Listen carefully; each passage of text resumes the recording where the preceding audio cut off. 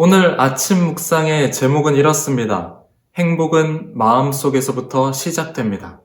행복은 마음속에서부터 시작됩니다. 여러분 행복한 상황을 한번 떠올려 보세요.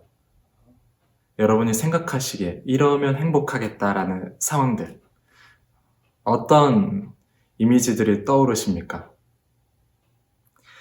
행복하다는 것 또는 행복을 느낀다는 것, 아마 일상적인 상황보다는 조금은 더 특별한 상황에 놓이는 것을 아마 떠올리실 겁니다.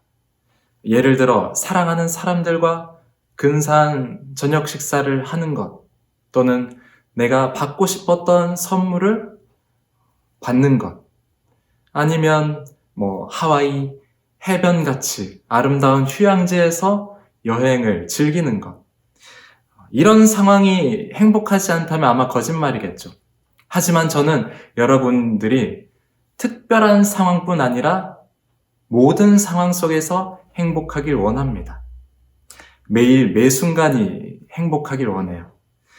누가 봐도 행복을 느낄 만한 상황이 아니라 정말 언제든 어디서든 누구와 함께 있든 행복을 선택하길 원합니다. 그렇습니다. 행복은 나에게 주어지는 것이 아니라 여러분들이 선택하는 거예요. 행복은 내가 행복하기로 선택하는 것. 조금은 이상주의 같이 느껴질지도 모르겠어요. 하지만 실제 우리는 마음속에서부터 이미 불행하기로 작정하고 살아가는 경우가 꽤 있습니다. 2012년도 미국 오디닷컴이라는 곳에서 조사한 연구 결과를 월요일에 관한 놀라운 10가지 사실이라는 제목으로 발표를 했어요. 그 중에서 몇 가지를 살펴보면 이렇습니다. 월요일은 사람들이 좀처럼 웃지 않는다. 많은 사람들이 월요일이 다가오는 것에 대해서 12분간 불평을 한다. 영국 통계에 따르면 남성 자살자의 16%, 여성은 17%가 월요일에 자살했다. 월요일은 심장병 발생률이 무려 20%나 증가한다. 월요일이라고 해서 다른 요일들이랑 다른 게 아니잖아요. 월요일에 신체적으로 약해지는 것도 아니고 월요일에 바이러스가 더 활발하게 활동하는 것도 아닙니다. 하지만 마음속에서 이런 소리가 들리는 거야. 오늘도 긴 한 주가 시작될 거야. 직장 상사랑 회의를 하는데 어떡하지? 출근하면 힘든 날이 될 거야. 한 주간 벌어질 일들에 관해서 부정적인 생각들이 내 마음속에 들어옵니다. 걱정하고 염려하며 마음의 괴로움이 찾아와요. 특별히 다를 것 없는 월요일이지만 그러나 우리가 월요병이라고 부를 만큼 스트레스를 받는다는 것은 부정적인 생각에 마음 문을 우리가 활짝 열어버린 데 그 원인이 있습니다. 우리 삶에는 우리의 행복을 방해하는 요소들이 많이 있습니다. 걱정이 곳곳에서 우리의 마음을 침투해 들어옵니다. 사람 관계에 대한 걱정, 또는 미래, 노후에 대한 걱정, 자녀 양육에 대한 걱정, 회사에서의 어떤 기획안을 작성하거나 사업 프로젝트에 대한 걱정. 사람들이 주로 왜 걱정하고 염려하는가를 보면 원인은 문제 때문이에요. 나에게 닥친 문제를 나의 힘, 능력으로 해결하지 못한다는 것을 느낄 때 우리는 걱정합니다. 그러나 걱정에 대한 성경의 관점을 보면 아주 명확해요. 걱정하지 말라.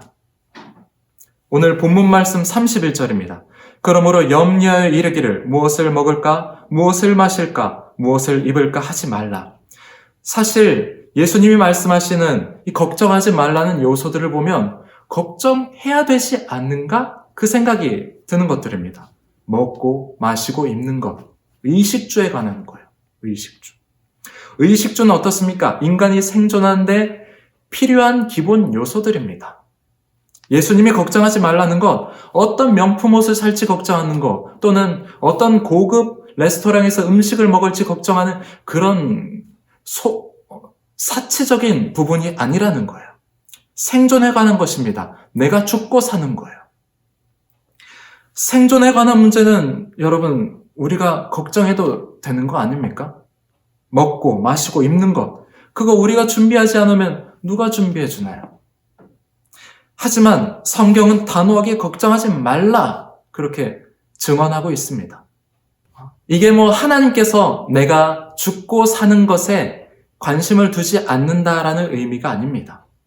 하나님께서는 여러분을 눈동자처럼 보호하세요. 환난 날에 날개 그늘 아래 보호하시고 지키십니다. 우리를 위해서 생명을 버리셨어요. 그럼 무슨 의미일까? 32절을 보면 이렇습니다. 이는 다 이방인들이 구하는 것이라. 말씀을 자세히 보면은 걱정하는 것은 누가 하는 거냐 보면 이방인들이 한다라는 거예요. 이방인, 이 단어를 주목하십시오. 즉 하나님 나라의 백성이 아니라는 거예요. 세상 나라의 백성이라는 거예요. 하나님과 관계없는 사람들이 하는 게 바로 걱정이라는 겁니다. 하나님 없이 살아가는 사람들을 보면 스스로가 생산자가 되어 있어요. 자신이 열심히 일을 한 만큼 번다고 믿습니다. 노력해서 올라간 만큼 성취한다고 믿어요. 그래서 스스로의 노력과 힘이 굉장히 중요하게 생각됩니다. 고학력, 고스펙이 중요합니다. 내가 가진 것이 중요해요. 하나님을 알지 못하는 이들은 이처럼 생산의 관점에서 살아갑니다. 내가 삶에 필요한 모든 것들을 나의 능력으로 생산해야 되는데 내 능력이 부족해서 기대치만큼 이제 생산물, 결과물이 나오지 않으면 거기에 대해서 내 능력 탓이니까 이거 어쩔 수 없이 걱정하고 노력하고 올라가야 되는 겁니다. 그러나 하나님의 자녀는 달라요. 자녀인 우리의 사고방식은 생산이 아니라 공급입니다. 나의 모든 것이 하나님으로부터 온다는 것을 믿는 거예요. 그래서 32절 이어서 보면은 너희 하늘 아버지께서 이 모든 것이 너희에게 있어야 할 줄을 아시느니라. 너희 하늘 아버지. 우리 하늘 아버지를 믿는 거예요. 자녀에게 아버지라는 존재는 어떻습니까? 안정감이에요. 자녀를 양육하고 돌보며 자녀의 든든한 버팀목이 됩니다. 그래서 자녀의 정체성을 가진 자는 하늘 아버지를 신뢰하는 거예요. 우리의 필요를 아시고 자녀인 우리를 무시하지 않는다는 것을 확신하는 거예요. 여러분, 하나님은 우리 아버지십니다. 예수 그리스도를 믿는 여러분은 모두가 자녀의 정체성을 부여받았어요. 이제 하나님 나라는 우리 나라가 된 거예요. 하나님은 우리 아버지가 된 거예요. 그것이 구원받은 우리입니다. 나의 필요를 공급해 주시는 아버지를 믿는 자녀에게는 그 확신 때문에 주어지는 기쁨, 평안이 있어요. 나에게 닥치는 환경 때문에 내 인생이 망하지 않을 거라는 것을 믿게 됩니다. 내가 실패했더라도 그것이 내 인생의 실패가 아니라는 것을 믿게 되는 거예요. 직장 생활 힘들어도 그곳에서도 일하실 아버지를 믿는 거예요. 모든 상황을 합력하여 선한 결과로 인도하실 아버지를 신뢰하는 겁니다. 여러분, 아버지를 신뢰하시길 원합니다. 아버지 있는 사람이 되세요. 아버지가 있는데도 없는 사람처럼 살지 말라는 거예요. 이방인처럼 살지 말라는 거예요. 나에게 필요한 것을 공급해 주시는 아버지가 있기 때문에 내가 가진 것으로 생산하는 게 아니라 아버지께서 공급해 주시는 것으로 살아가는 여러분 되기를 원합니다. 33절 말씀입니다. 그런즉 너희는 먼저 그의 나라와 그의 의를 구하라. 그리하면 이 모든 것을 너희에게 더하시리라. 먼저 그의 나라와 그의 의를 구하라. 이거는 하나님 나라 의를 구해서 내가 원하는 것을 받아야겠다. 그런 의미 아닙니다. 관점이 바뀐 거예요. 관점. 나의 삶이라는 관심사가 이제는 하나님 나라, 하나님의 의로 나의 관심사가 옮겨진 거예요. 하나님의 자녀니까 내가 필요한 것은 아버지께서 주실 거니까, 공급해 주실 거니까 이제 내가 구할 것은 내게 아니구나. 하늘 아버지의 뜻이 이 땅에 이루어지는 것을 구해야 되는구나. 내가 속한 하나님 나라가 이 땅에 이루어지는 것을 내가 구해야 되는구나. 아직 하나님을 아버지라 고백하지 못한 이들에게 하나님 아버지를 증거해야 되겠구나. 관심사, 포커스가 달라지게 되는 거예요. 그래서 결론입니다. 오늘 말씀 제목처럼 행복은 마음속에서부터 시작된다는 거예요. 어떤 마음이죠? 하나님을 아버지로 신뢰하는 마음입니다. 오늘 여러분이 이러한 아버지를 신뢰하길 원합니다. 나의 모든 염려를 아버지 대신 하나님께 맡겨버리세요.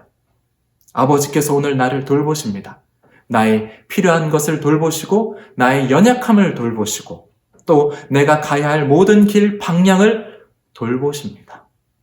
이 확신을 가지고 믿음으로 오늘 하루 행복하기를 선택하세요.